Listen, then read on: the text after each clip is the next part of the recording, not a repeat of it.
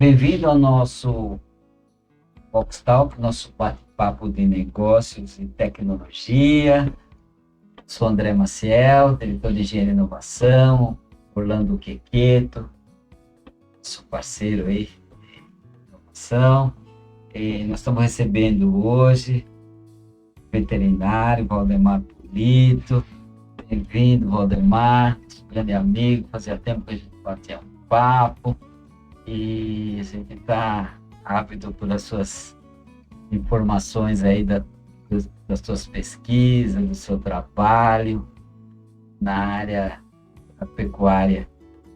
Eu é que agradeço, André, Orlando, pelo convite. É um prazer estar com vocês aqui, encontrá-los novamente e espero compartilhar um pouquinho da minha experiência no campo aí sobre as tecnologias que hoje estão sendo usadas, né? Fazem parte do meu dia a dia. Ah, bacana.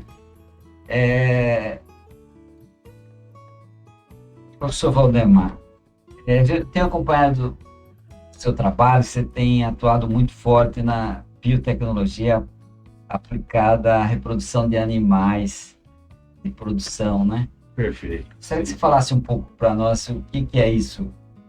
Bem, as biotecnologias aplicadas à reprodução, isso é uma vertente da área veterinária, né, da qual eu tenho uma especialização, e de alguns anos para cá eu venho estudando bastante o assunto e atuando também na área, né? E principalmente na biotecnologia da reprodução de bezerros, né, voltados para a indústria alimentícia, a cadeia do leite.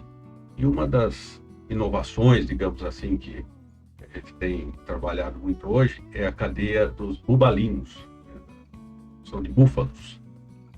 Por causa dos laticínios, hoje a procura muito grande pelo queijo de búfala, que é uma especiaria e uma iguaria, digamos assim, né? Já é muito mais comum, muito mais consumido em países como a Itália, por exemplo. E aqui no Brasil tem ganhado muita força no agronegócio, e vendo esse nicho de mercado e a necessidade de se produzirem estudos a respeito disso, o meu trabalho a campo hoje com búfalas é voltado na eficiência da produção dos animais, né? Eficiência reprodutiva, para que esses possam nos dar o produto dele esperado. No caso das búfalas leiteiras, o leite, laticínios, né? Também para o corte, e no caso do gado de corte, a produção de bezerros, também vacas leiteiras. Então, o que a gente faz é melhorar a eficiência da reprodução desses animais, através de ferramentas que não são novas, mas que têm sido aperfeiçoadas, têm sido modernizadas, novos produtos, novos medicamentos, testados, outros que estão em pesquisa. E é esse o objetivo da biotecnologia da reprodução. Bacana. Orlando, você que gosta de bom churrasco todo final de semana, né? A gente tem observado que toda vez que a gente está indo nos restaurantes aí, é difícil mesmo no dia a dia aí, que não tenha hoje os queijos de búfala, né? Isso que eu reparei. A grande maioria tem, né? Isso é um produto, o professor falou agora, é uma iguaria. Então, dependendo da ocasião, no mercado de consumo, isso aí demanda mais ou menos, né? Agora, se essa tecnologia hoje ela está dedicada para a parte reprodutiva, para que se tenha um ganho de produção. Exato. Falando em território, aqui no Brasil, por exemplo, essa distribuição ou essa concentração de tecnologia, ela está distribuída também nos outros estados?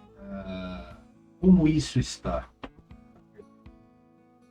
No estado de São Paulo, a produção, hoje em se tratando de búfalas, ela está mais concentrada no interior de São Paulo, em cidades como Pederneiras, Santo Antônio de Posse, e também no Vale do Ribeira, principalmente a cidade de Registro.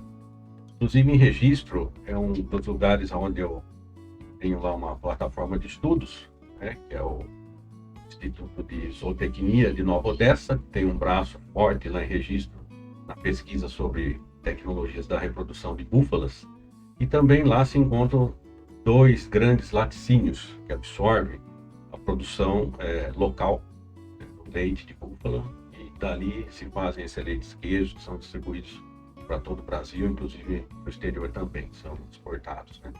Então ali eu tenho como base um centro de pesquisas, onde eu não sou funcionário do Instituto de Zootecnia, mas sou um parceiro, né, deles, que agrego serviço a eles e eles a mim, me cedendo espaço para que eu possa compartilhar com eles os meus estudos, as minhas experiências, e mais do que isso, aprendendo eles, né? Tem toda uma tecnologia já plantada, e ali são criados protocolos hormonais, protocolos de inseminação, cada vez mais se intensificando essa ferramenta, digamos assim, e melhorando custos, fazendo novos protocolos que trazem uma eficiência maior, vamos dizer assim, na reprodução.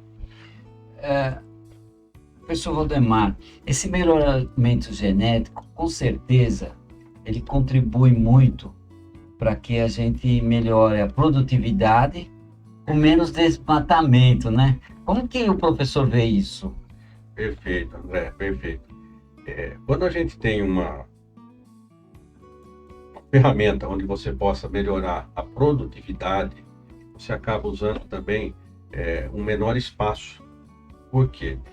A IATF, por exemplo, que é a inseminação artificial em tempo fixo, ela permite que a gente sincronize o cio de 1 ou 1.000 ou 10.000 vacas, né, naquele mesmo dia, para você poder fazer uma inseminação, e também você reúne elas no menor espaço, elas têm uma eficiência alimentar melhor. Também é uma outra ferramenta que nós usamos na biotecnologia, que são os estudos para a gente poder alimentar esse animal de uma forma com concentrados, com produtos, né, nanoprodutos, micronutrientes, macronutrientes, onde não existe mais tanto pasto, né? Antigamente se criava uma vaca em 1 hectare. Hoje, com 1 hectare de pasto, ele sendo transformado através de tecnologias, uma silagem de boa qualidade, uma alimentação adequada, então você aproveita esse pasto, você alimenta 10 vacas. Veja aí que a gente poupa um espaço, né, preservando assim a natureza. Deixa de cortar árvores, né, para se fazer pastagens. No passado recente, né, Orlando, a gente ouvia muito falar sobre a criação de búfala Ilha do Marajó, né, só, né? Sim. Sim. Não sei se Hoje com essa crescente, né, professor, de produção, né, seja ele de gado, né, o boi, a vaca ou o búfalo, ele deixou de ser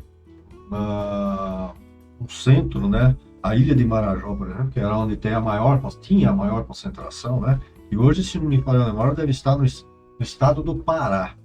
Sim, perfeito. O grande volume. E depois tem, claro, aí vem Ilha de Marajó e outras localidades. Né? Nesse ponto, eu gostaria que o professor falasse, tá certo que é já aos 74 anos, quando eu comecei a estudar lá atrás, na década de 58, por aí, e vai mais uns anos fora, a produção de búfala e do Marajó, Ele só aprendia isso. Como que você vê isso? Hoje, temos trabalhado isso aí na cultura para os jovens que estão chegando. O que a gente poderia contribuir para que ainda a gente insiste nesse tema, ou hoje já está mais divulgado que hoje as áreas? Perfeito, André. Hoje esse tema, eu também, nos meus tempos lá de escola, a gente ouvia falar de búfalo somente na Ilha de Marajó, né? Mas esse perfil mudou bastante. Os búfalos hoje na Ilha de Marajó sim, eles são usados para produção leiteira, mas lá também eles são usados para locomoção, para tração animal, né? Por ser uma área bastante alagadiça. Então, o búfalo é um animal bastante versátil para isso, né? Ele atravessa rios com facilidade, tracionando alguma coisa. Ele é um animal que a força policial da Ilha de Marajó usa como montaria, da questão local ali, né? Porém, diferente lá dos nossos tempos de escola, hoje a produção de búfalas já é voltada mesmo para pecuária de corte e leite, né? E claro, no estado de São Paulo temos ainda algumas digamos assim, iniciativas, né? Onde se usa o búfalo como um animal recreativo, assim, para montaria, um animal de exposição em fazendas, né? Tem os touros, que são os produtores, os fornecedores de sêmen. São produtores, né? Exatamente, os reprodutores. Mas esse perfil que a gente tinha lá atrás, de que o búfalo era somente num lugar lá do Pará ou de Marajó, onde ficava lá isolado, isso não, isso aí hoje está disseminado em diversas regiões. Mato Grosso tem muito búfalo hoje também. E o perfil mudou sim, né?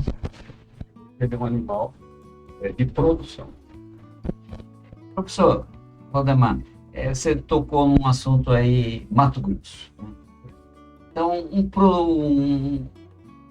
um criador lá da região do Mato Grosso, o Mato Grosso ele é uma área gigante, né? Todo o nosso país né? Como ele tem acesso às informações sobre reprodução de bovino, por exemplo? Como que ele chega até essa tecnologia? O que ele tem que fazer? Então, isso aí entra muito no trabalho que nós fazemos. E também alguns veterinários, como eu, trabalham a campo e aperfeiçoando-se esse tipo de tecnologia para a gente poder levar para o produtor. A principal ferramenta hoje uma fazenda de búfalos ou de gado de elite, ela não precisa ter hoje mais tantos touros como tinha antigamente. Hoje nós compramos o sêmen do touro congelado e aí você tem a eficiência reprodutiva. E você pode cruzar, no caso de gado leiteiro ou gado de corte, raças diferentes, né? Para você ter aquele produto desejável. Se é um animal de corte ou se é um animal que vai produzir mais leite. Então, hoje a inseminação artificial, ela nos dá essa possibilidade. Então, a gente pode chegar lá no norte do Mato Grosso, lugares mais distantes, né? Onde com ferramentas, botijão de sêmen, né? Aplicadores e, principalmente, o conhecimento, você fazer ali uma inseminação em 10 mil vacas. Antigamente, o produtor não tinha essa facilidade. Ia ter muitos animais, né? O deslocamento também, às vezes, desses animais, trazerem animais de outras fazendas para cruzar com aqueles e vice-versa. Então, não tínhamos uma variedade genética tão grande. Hoje, nós, por exemplo, os principais sêmen que hoje circula no Brasil são de touros italianos. Nós importamos esse sêmen, né? Eles têm uma genética já bastante estudada lá para a produção de leite e de carne. Então, nós fazemos esse cruzamento com muita facilidade, né? E temos os estudos. Então, através do score, do perfil que nós precisamos, do produto final, né? do touro ou de uma vaca, então a gente pega lá o sêmen que o touro tem esse perfil, cruzamos com a vaca que tem esse perfil, e nós vamos ter o bezerro que tem o perfil desejado. Interessante isso, né, André? É que o leque de opções hoje ainda aumentou, sim, em relação ao passado, muito. Tem a opção de escolha, até de importar, né, qual região que você quer importar, qual você quer, característica dele, para poder fazer justamente esse cruzamento. O sul da Itália hoje é o grande fornecedor de sêmen de búfalo. Isso eu ia perguntar, a região. A região tem um relevo propício para a criação de búfalo, já é tradicional também. Especificamente no sul da Itália, tem uma cidade assim, na região que você recorda que André, ali tem uma cidade que agora não me veio o nome, mas eu estava pensando nela hoje. Não, é uma não, região de Lecce, assim, não é? Lete, não, é uma outra região, mas é o sul da Itália. Quando você falou de Itália, isso para nós chama os nossos olhos, porque nós aqui na Vox temos um grupo muito grande de descendentes de italiano, né? E a gente tem estudado muito o idioma italiano, né? E porque a Itália é uma área de diversas áreas, é um exemplo, né? Para nós na área de design e tecnologias reprodutivas também, pelo que você está falando, na parte de urbanismo tem avançado muito, né? Muito. Sr. Valdemar, o que um pequeno produtor, o que ele tem que fazer se ele quiser ter acesso a essas tecnologias de reprodução genética? Olha, essas tecnologias, elas são disponíveis a todo tipo de produtor, todo tamanho de produtor, desde aquele que tem ali suas 2, 3, 15 vacas búfalas, né? Ou vacas bovinas também, quanto aos grandes produtores. Ele pode procurar os centros de pesquisa, como o Instituto de Zootecnia, né? Tem os regionais, o de Nova Odessa, que tem essa vertente de estudo de bubalinos, por exemplo, e também veterinários independentes, como é o meu caso. Nós temos estudos concretos e ferramentas e também conhecimento para você levar para esse pequeno produtor sem que ele tenha um custo elevado de produção. Hoje, um pequeno produtor de leite, de búfalas, de vacas bovinas, ele não necessariamente tem que manter um touro na fazenda dele. Ele pode contratar um veterinário especialista que tem esse conhecimento, que vai oferecer a ele um leque, um catálogo de produtos, digamos assim, do que ele precisa. Olha, eu preciso de um sêmen de um touro para que a minha vaca, que eu vou inseminá-la, que o bezerro dela, a bezerra que vai nascer, ela produza mais leite. Então nós vamos ver toda a árvore genealógica ali daquele touro, selecionar, vamos ver as características que ele precisa, se é produção de leite, se é produção de carne, né? Se é uma questão de animais de exposição. Então tudo isso nós temos como selecionar através dos cruzamentos industriais. E aí nós usamos da inseminação artificial em tempo fixo, onde nós sincronizamos o cio de todas as vacas no mesmo dia e fazemos e otimizamos esse trabalho. Então, em poucas visitas, digamos assim, em dia 0, dia 4, dia 8 e dia 11, 4 ou 5 visitas na propriedade, de uma pessoa apenas, você pode ter essa eficiência reprodutiva e inseminar 100, 200, 1000 vacas. Orlando, nós que sempre dedicamos uma boa parte do nosso tempo investindo em treinamento e formação de profissional, né? Eu acredito que nessa área também acho que tem que ter um incentivo, né? Sim, e não é só isso, né, André? Inclusive, professor, por curiosidade, a gente sabe que o boi, a nossa vaquinha, aí você coloca ela no pasto, deixa ela lá, ela se vira sossegada, tranquila, é o ambiente dela. Para o pequeno produtor, né, por exemplo, se alguém quiser começar a criar uma búfala, almejar alguma coisa dentro do mercado, o que ele precisa ter? O búfalo, ele é um animal que se adapta fácil em qualquer região. Qual é a principal característica dele que a gente tem que tomar o devido cuidado para que ele também não sofra, né? Mesmo que seja a parte de reprodução, ou mesmo depois a parte de criação, né? Perfeito, Orlando. Sim, o búfalo é um animal muito rústico.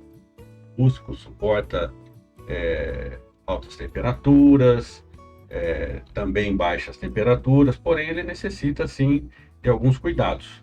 Um deles ele gosta muito de umidade. Então, de preferência, um lugar que tenha espaço onde esse búfalo possa ter contato com água diariamente. ele é um animal que, diferente do boi, do bovino, né, o bubalino ele tem poucos pelos na pele. Então, ele também é bastante sensível ao sol. É essa a característica que faz com que ele procure a lama, a água para se É o proteger. bronzeador dele. É o filtro solar. Ah, O por filtro isso, solar dele. interessante. Então, são A característica. características, né? Então, ele mesmo procura se proteger do sol, apesar da gente... Ah, não, ele vai na água só porque gosta. Sim, mas também tem uma função, aquela lama que ele joga em cima dele. O pequeno produtor, como você me perguntou, ele precisa de uma instalação bem simples, um curral de manejo, onde ele possa ali fazer as vacinas, conter o animal, para poder fazer desde uma vacinação, uma vermifugação, um casqueamento, que é cuidar dos cascos, né, por ele viver num lugar constantemente úmido, geralmente. Então a gente tem que ter sempre esse cuidado também com os cascos, né, com a saúde dos cascos, e também uma pequena ordenha. Se o objetivo dele é o leite, então um pequeno curral de ordenha. Queijo, alguma coisa assim. Isso, uma produção de queijo. Também eu sou certificador de alguns selos de qualidade. Então hoje eu tenho clientes meus que têm 5 vacas búfalas e produzem um queijo de excelente qualidade. E através do SIM, que é o selo de inspeção municipal, eles conseguem colocar esse produto, né, nos mercados locais, nas prateleiras, de uma forma totalmente certificada. Que todo o controle de qualidade é feito como numa grande indústria. Porém, ele vai abranger um mercado menor de acordo com a sua produção. Para isso, se exige que nós, veterinários, sejamos capacitados para isso. Então, junto aos órgãos de defesa agropecuária, eu fui treinado, capacitado, e eu faço todo o trâmite da certificação do produto. Caso o queijo ou até o leite in natura. Isso é importante. E quem almeja, assim, exportar, acredito que a exigência seja maior ainda, né? Sim, André, sim. Aí a exigência é maior, porque daí já exige, cada país tem o seu regulamento, digamos assim, né? E até em termos nutricionais, em termos de medicamentos usados, né? Então, a Europa, por exemplo, tem lá um leque de medicamentos permitidos, uma carência dessa medicação. Os Estados Unidos é outra, os países asiáticos são outras, né? Mas existe um caminho, são selos de qualidade diferentes, né? Selos de exportação existem também. E a nossa formação atual de veterinários, tal, tem dado atenção para essa, tem tido procura, os jovens têm procurado esse tipo de formação? Ou você vê aí um pouco ainda precisa ser mais divulgado? Eu, como a minha experiência como professor universitário, eu procurei caminhos, logo depois que eu me formei, e eu já fui para uma área de animais de produção, né? E também sou dermatologista de pets, né? Tenho essa pós-graduação, essa formação, mas hoje as faculdades elas mostram todas as oportunidades, né? Mas ainda vejo uma crescente, isso é um mercado real, né? Do mercado pet mesmo, né? Então a maioria hoje dos formandos, eles procuram trabalhar ou montar sua clínica, ou trabalhar em hospitais veterinários, ou como representantes comerciais de marcas, né? Exato, Agora, a parte da produção, eu digo assim, que é uma coisa que o aluno toma gosto depois que sai da faculdade. Faz lá o seu estágio obrigatório. Aí que ele vai no campo mesmo para Exato. conhecer, saber como é que... Quando ele começa a pisar ali na lama, e ver, e sentir o cheiro, e tatear o animal, e ver como realmente funciona, e principalmente a abrangência desse mercado. Em todos os sentidos, eu digo inclusive no sentido financeiro, para aquele que quer ter uma carreira hoje bastante significativa, né? Vamos dizer, lucrativa para ele também. Hoje tem uma carência muito grande de veterinários especializados, por exemplo, na suinocultura, na avicultura. O mercado absorve hoje veterinários que se especializam nessas áreas. Esses profissionais estão dispostos a ir para lugar que não é o centro da cidade, né? Por exemplo, a gente vê aqui que a gente é muito chamado para fazer palestra para alunos de faculdade, de cursos técnicos, para dar um incentivo motivacional, né? Como um gestor chegou a dono de uma empresa, vindo lá de baixo e tal, e você muitas vezes tem que mostrar para ele que é o seguinte, existe um passo a passo, né? E ele muitas vezes, quando você pergunta se vaca dá leite, ele fala que dá leite, ele não sabe que ele tem que levantar lá de madrugada, ir no curral, amassar o barro, amarrar o rabo da vaca, senão ela te bosteia toda. Como que é isso aí? Eles estão dispostos? Aí você sente que eles estão... Porque não é no centro da cidade que vai encontrar o búfalo, não? Não, você tem toda a razão. Eu mesmo posso falar pela minha experiência, pela minha vivência. Eu, nesse trabalho que faço hoje, já há 13, 14 anos que eu viajo o Brasil todo e não são lugares sempre fáceis de chegar, né? Porque até pela condição de localização das estradas que nós temos e tudo mais, né? Alguns lugares nem por estrada chegamos, né? Tem que ir de barco, de avião, de alguma outra forma, né? Mas, assim, no foco da sua questão, eu creio e vejo que aqueles que se dispõem e pegam o tino ali, o gosto por essa vida, assim, nesse trabalho, eles vão longe, literalmente longe, tanto na sua carreira quanto nos caminhos aí que seguem. Eu sou um exemplo disso. Eu fico muito pouco em casa, mas eu sinto muito prazer nas viagens que eu faço, nos trabalhos. Você não tem uma rotina, né, específica, porque às vezes você é chamado lá na Ilha de Marajó, no Pará, no Mato Grosso. Nem sempre eu estou aqui no quintal de casa. Mas para mim é um prazer. Bacana, você percebe isso. Bom, nós falamos aqui muitas vantagens, né? Esse bate-papo aí, vamos ter que dividir em alguns mais, né? Porque é um tema que com certeza quem está nos ouvindo vai querer saber mais sobre esse tema. Mas qual as nossas maiores dificuldades hoje no desenvolvimento genético, na implantação? Qual uma das maiores dificuldades, desvantagens que nós temos hoje que nós precisamos vencer, professor? Sim. Como tudo que é bom também tem as suas desvantagens, né? Hoje, na biotecnologia da reprodução, seja ela somente a inseminação artificial ou a IATF, outras técnicas, né? A produção in vitro de embriões, tudo isso, a grande barreira hoje é o custo. Temos assim um custo de implantação inicial, às vezes, no projeto, que não é barato. Os medicamentos hoje no Brasil são bastante caros, né? Nós usamos alguns ciclos hormonais, né, de aplicação de hormônios, né, para poder fazer a sincronização de cios, por exemplo.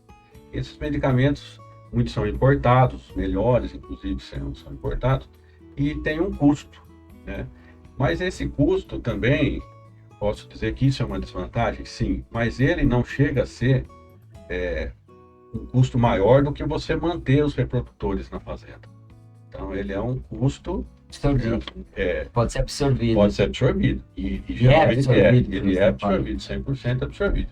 Mas, para citar uma desvantagem, é essa. Precisamos melhorar mais. Que nem hoje, você vai numa farmácia do dia a dia aí, para as pessoas, então tem aquele medicamento genérico, né? Eu não sei se isso existe, porque não existe, eu acredito, eu não sei. Nós temos diversas marcas do mesmo produto. Mas, por exemplo, uma das vertentes do meu trabalho é o menor índice de aplicação dos hormônios.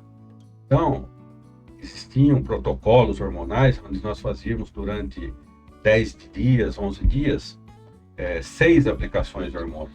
Hoje nós já temos protocolos que funcionam com 4. E os estudos estão se avançando gente tenta adequar as dosagens, os dias corretos. Então, existem parâmetros para se melhorar ainda mais esse custo. Ele é absorvido. E a outra desvantagem, digamos assim, podemos citar, é a falta da mão de obra especializada no mercado.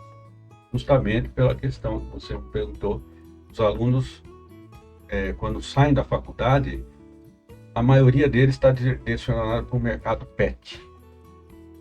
Precisam conhecer um pouco, né? Eu tenho alguns estagiários que às vezes me procuram e não têm noção de como é o trabalho a campo, nas grandes fazendas ou nos pequenos produtores, ou que estão mais distantes, né? Mas, quando vão, gostam e veem nisso uma boa oportunidade, procuram se especializar. E é isso que o mercado precisa hoje, de médicos veterinários especialistas naquilo que estão fazendo. Porque o protocolo existe. O protocolo, se alguém me procurar, eu tenho os meus protocolos, né, hormonais, de tudo isso, e vão funcionar. Agora, a grande questão é você ter conhecimento da fisiologia, da anatomia, né, de tudo, como funciona esse animal, para você fazer um trabalho com segurança, com qualidade, e tanto a você, ao proprietário e ao animal, principalmente. Você tocou num ponto bastante interessante, né? O mundo pet, né? Nós sabemos que tem profissões que só tendem a crescer, né? E essa é uma delas, né?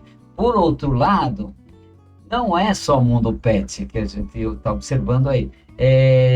Nós sabemos que nós seremos celeiro de alimentação para o mundo, né?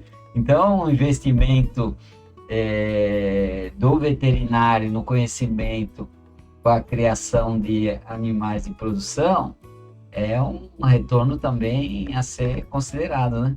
Sem dúvida, André, sem dúvida.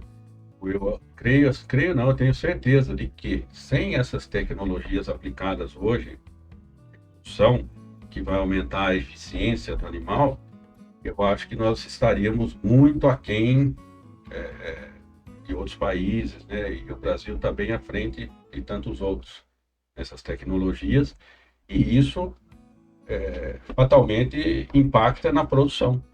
Então, como exportadores de carne, exportadores de leite, de derivados de leite, isso tudo é devido às tecnologias aplicadas. Sem elas, a gente não estaria nesse caminho. Bom, a gente, com uma pena mesmo, nós vamos ter que bater mais papo sobre isso, com certeza, pelas pessoas que nos assistem aí. A gente tem observado que esse vai ser um tema que nós vamos ter que retornar mais vezes aqui, né? Então, eu queria agradecer ao professor